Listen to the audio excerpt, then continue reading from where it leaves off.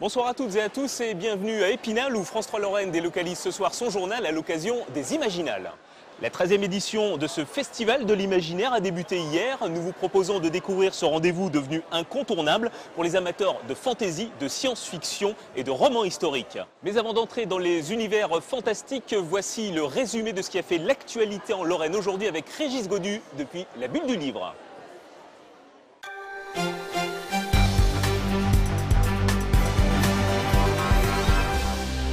Et nous voici dans la Bulle du Livre à proximité de la fresque que des artistes réalisent pendant les 4 jours que durent les Imaginales. 130 auteurs participent cette année à la manifestation et l'un d'entre eux est venu nous rejoindre. Bonsoir Victor Dixen. Bonsoir, merci de me recevoir.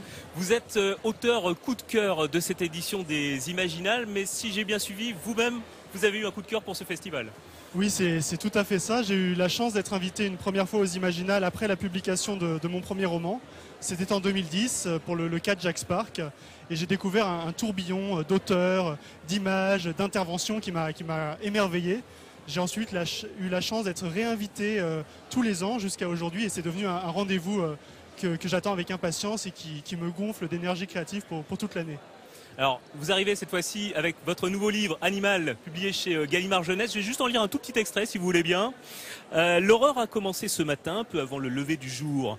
L'instant précédent, je crois que je dormais à point fermé, mais tout à coup, je me suis senti complètement éveillé, tous mes sens en alerte. Il y avait un léger bruit dans le couloir du relais de poste où j'avais passé la nuit à quelques lieues de Metz. Le bruit de quelqu'un qui s'approchait de la porte de ma chambre sur la pointe des pieds, un pas après l'autre, lentement. Je me suis laissé glisser au bas de mon lit. Cette histoire est située en Lorraine. C'est ça aussi, c'est l'histoire qui est née ici aux Imaginales.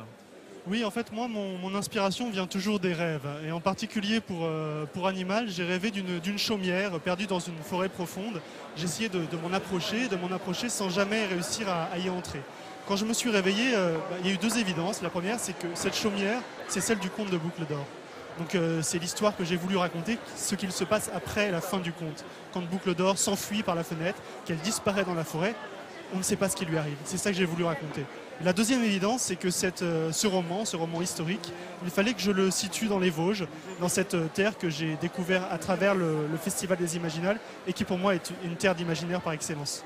Vous le disiez vous-même, hein, c'est une grande dimension historique qui est présente dans ce livre. On est après le premier empire, Napoléon. C'est une façon de s'amuser, ça, d'utiliser l'histoire pour écrire des histoires. Oui, moi ça m'amuse beaucoup. C'est à la fois une contrainte et une superbe stimulation. C'est une contrainte parce que bien sûr il faut que ça colle. Il faut respecter les dates, les faits réels, les personnages historiques.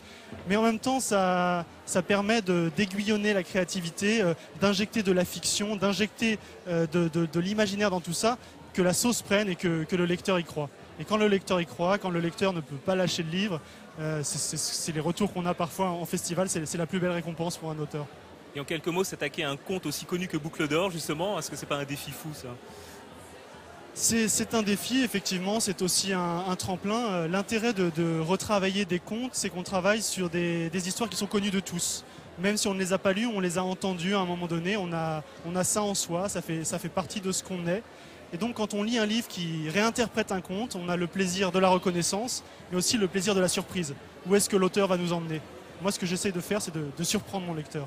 Merci beaucoup, Victor Dixen.